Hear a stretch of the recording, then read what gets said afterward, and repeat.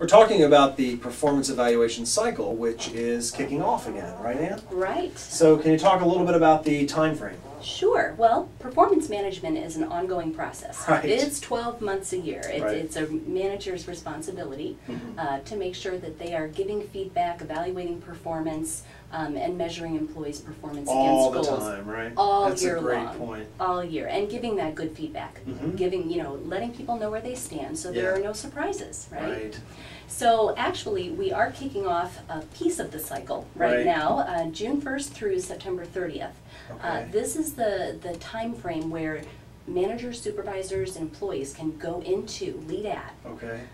They can go in and managers can start writing the appraisals, writing the performance evaluations. The evaluations process takes place with the self-evaluation and the supervisor evaluation, all of that. Right. That's happening in this time frame. Okay, excellent. And most folks at this point, most folks already have self-evaluations completed. Okay. And managers have moved those Are now forward. working on supervisory evaluations. Now they are now working on the their portion where they do the formal evaluation for the prior year, and they're also looking at the upcoming year and setting those all important. So you got to set goals, competencies, and the career development plan. That makes your performance plan, right? Right. Well, when you look at when you think about the performance evaluation, the components that the employee is going to see, well, that you and I are going to see when we get them. That's right. It's going to show what our performance goals were.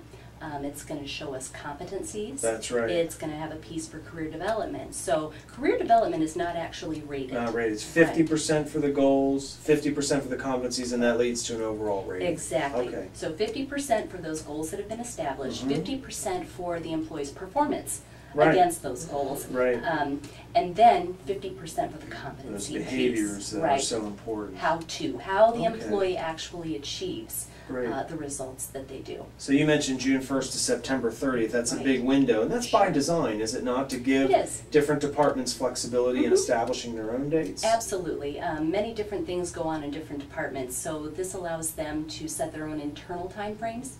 You know, they might say, hey, we're going to be early, we're going to be ahead of the curve. We'll be done by the end of July, or some folks don't really start the evaluation process and planning process till August, as long as they're done by September. As long as they're done by September. One thing I want to mention that you mentioned that was a good point is this idea that it's really an annual, ongoing kind of process. It is. And it really involves the discussions between managers and supervisors and employees. It's not about the software, really, is it? No, I mean, the software is a tool. Yeah. It is the tool that holds the information, the important information that managers, supervisors, and employees input. Great. Okay? Great. So it's just a means of keeping the history, keeping the In performance. one place. Right. So employees need to know we're in the cycle. They hopefully are talking with their supervisor all the time, but certainly about the time frame. Take advantage of the self-evaluation, take advantage of the collaborative goal setting. And September 30th is the very last date where we want to have those evaluations finished and signed off on,